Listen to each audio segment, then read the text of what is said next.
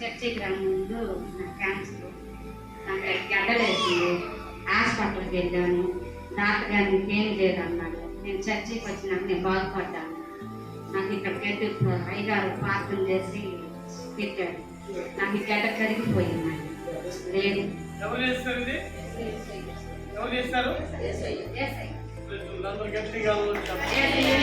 తగ్గించారు. ఈ చర్చికి వచ్చినా నాకు అలవాటు లేదు.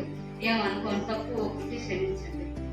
నాకు క్యాన్సర్ పిల్ల కూడా మిన్నట్లేదు. నేను చర్చికి వచ్చినాక నేను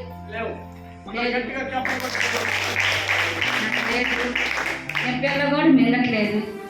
నాకు చర్చికి వచ్చినాక అన్నీ బాగున్నాయి. నాకు క్షేమంగా ఉన్నాను. నేను ఒక పిల్ల కూడా మిన్నట్లేదు.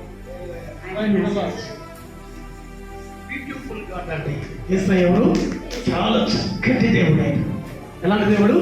మంచి దేవుడు. ఆయనకి అసాధ్యమైనదంటే ఏది?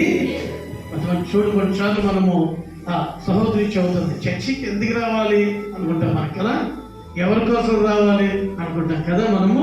చూడండి, ఎందుకు నేను వచ్చాను? దేవుడి కోసం కాదు, నా కోసం కాదు. ఎవరి కోసం?